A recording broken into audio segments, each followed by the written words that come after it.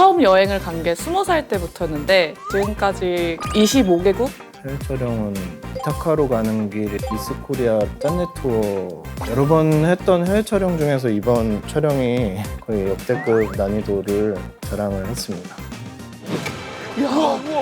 진짜 장난 아닌데 여기. 야, 이 안엔 더 어마어마하다. 우리가 안 돼. 끝까지 가. 끝까지 가. 중간에 포기는 높습니다. 감독님 우리는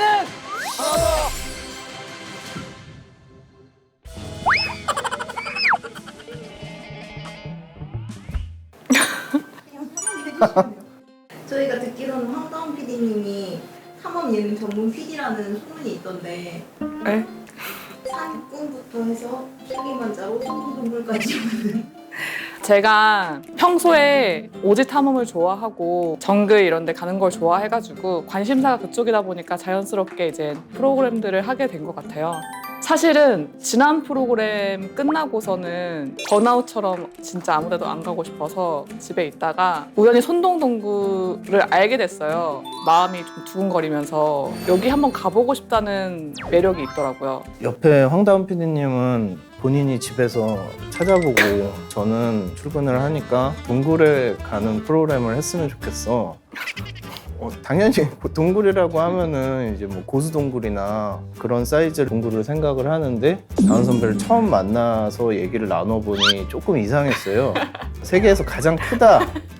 부터 시작을 해서 인원 제한도 있고 허가를 받아야 된다고 하는데 굉장히 고난도였다. 이걸 왔다고. 내가 형하고 여기 올 줄 내 꿈에도 몰랐다네. 야 나도 몰랐지. 약간 그 멈추고 얘기하는 게 너무 재밌어서 자꾸 몰입하게서 보게 돼가지고 잠깐.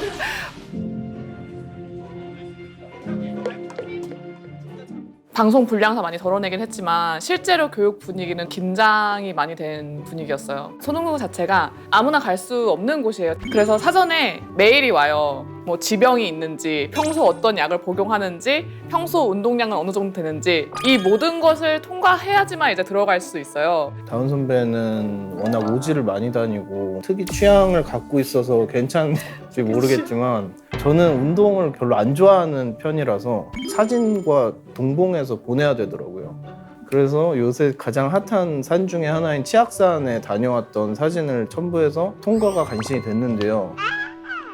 지금 이거 아니에요, 지금. 한국에 이렇게 있는 되네. 동굴들은 죽을 만큼 위험한 곳은 없잖아요. 박 감독님께서 계속 걱정을 하시고 30대가 완주하기에도 굉장히 어려운 탐험 난이도를 자랑을 하는데 올해로 64살이신데도 체육인 출신이라서 그런 근성 같은 게 있으셔서 인상 깊었던 것 같아요. 아니 서비스가 안 되네. 야 큰일 났다. 보통은 휴대폰이 안 터진다고 하더라도 중간중간 터지는 구간이 있기 마련이거든요. 근데 진짜 아예 안 터지더라고요.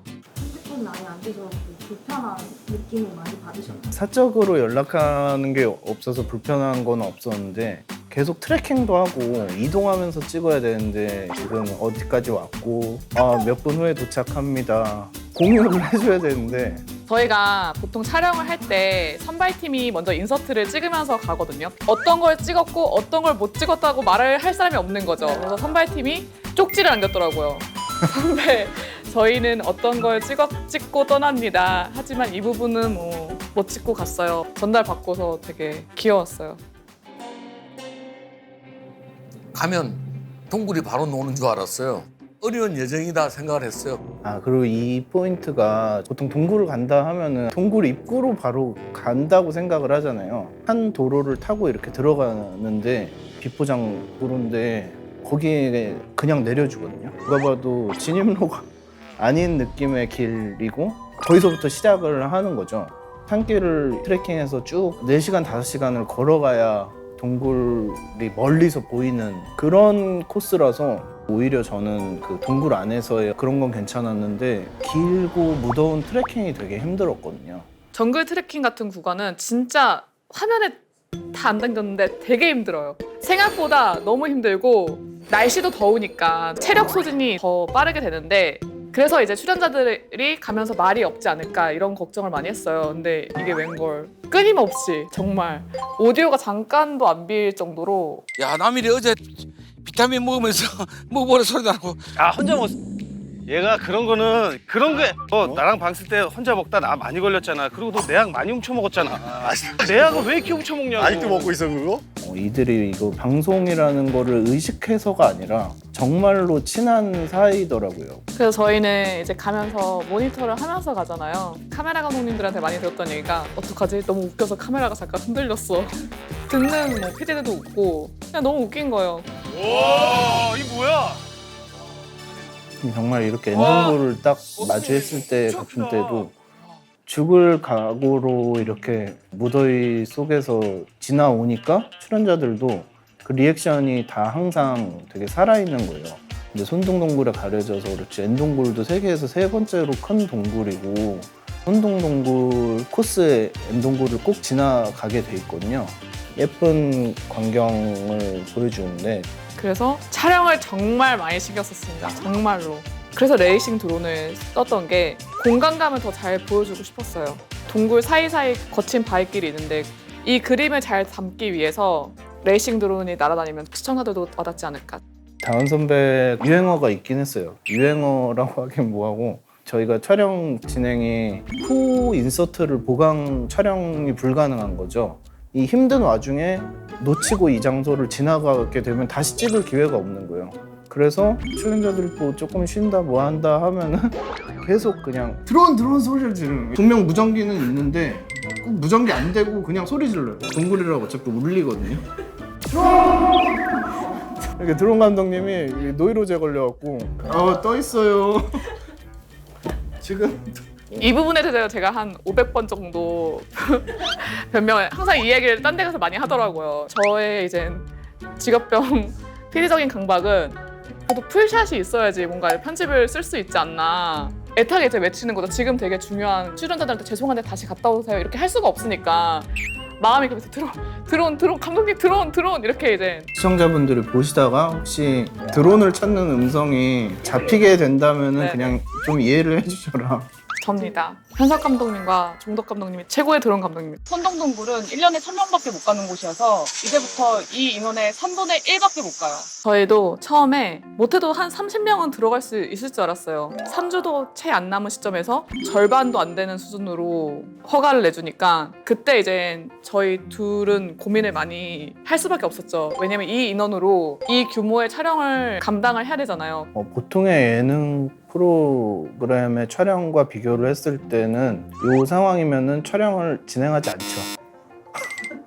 보통 해외 촬영 답사를 가게 되면은 PD 한 2명이랑 작가님 몇 분 뭐 이렇게 소규모로 해서 나가는데 촬영 스태프들 동행해서 장기간 답사를 다녀왔거든요. 그때 동굴 코스를 미리 감독님들이랑 같이 돌아봄으로 인해서 굉장히 많은 도움이 됐고 중요한 포인트들을 미리 체크를 했기 때문에 자신감 있게 두 번째 인을 할 수 있었던 것 같고 팀워크가 큰 힘을 줬던 게 근데 조명 감독님이 카메라를 들고 있다던가 거치 감독님이 안 계실 때는 카메라 감독님이 거치를 봐주신다던가 어떻게 보면 서로의 업무가 아닌데도 1인 2역, 3역 출연자가 소품 가방에서 피디님이 이거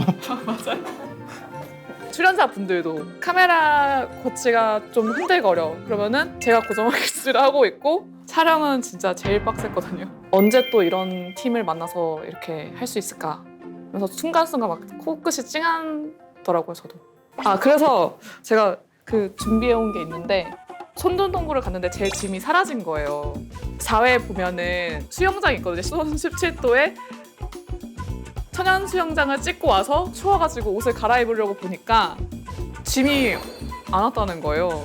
갈아입을 옷도 없고 그런 막막한 상황이었는데 저희 출연자분이 이게 정한 오빠가 본인이 입으려고 갖고 온 옷을 빌려주셔가지고 네, 선물로 주셨어요. 잘 보시면은 이 제품이고 이게 이제 당근마켓에 오늘 밤에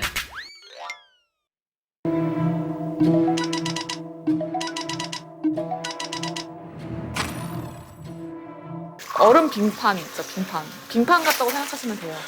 이게 바위 자체가 되게 미끄러운 바위여가지고 그리고 물기가 있어요. 와 미끄럽다 이게. 지탱하기가 쉽지가 않죠. 너무 미끄러워서 조심해야 됩니다. 완전 조심해야 된다 여기. 이게 진짜 조명 없이 진짜. 거기를 보게 되면은 아예 안 보이거든요. 와, 새까맣다 새까매.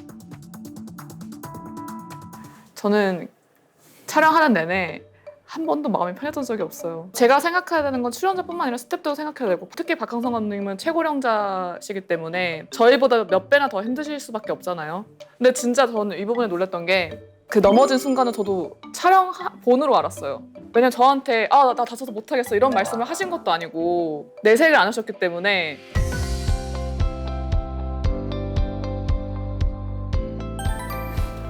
하나 둘 셋 하고 동시에 한번 말해볼까요? 8개 스팟 중에서 하나, 머릿속에 좀 정리 좀 하고. 하나, 둘, 셋. 웨딩 그다음에 케이크 저 보셨죠? 저희 팀워크. 착착만 착착만. 동굴이 갖는 고정적인 이미지 있잖아요. 어둡고 갇혀 있고 돌리네라고 하는 게 천장이 이제 무너져 내린 부분인데 그쪽으로 이제 빛이 들어오는 거예요. 빛에 의해서 에담의 정원이든 이쪽이 다 정글이 형성이 돼 있는 곳이거든요. 동굴 안에 정글이 있다는 것 자체가 되게 신기하고, 동굴 그 맨날 암벽과 바위들만 보다가 새파란 풀들과 꽃들을 보게 됐을 때 감흥이 되게 컸었고, 웨딩 케이크가 되게 좋았던 것 중에 하나는 전 태어나서 그런 걸 본 적이 없어요. 제가 여행을 아무리 많이 다녀도 한 번도 본 적이 없는 곳인데, 여행에 좋았던 거는 뭔가 상상력을 자극하고 뭔가 도전 의식을 불러일으키는 이런 느낌들이 좋아서 저는 여행을 되게 좋아하는데, 이곳은 그걸 또 한 차원 더 넘어서서 이런 데 정말 공룡이 살고 있는 게 아닌가?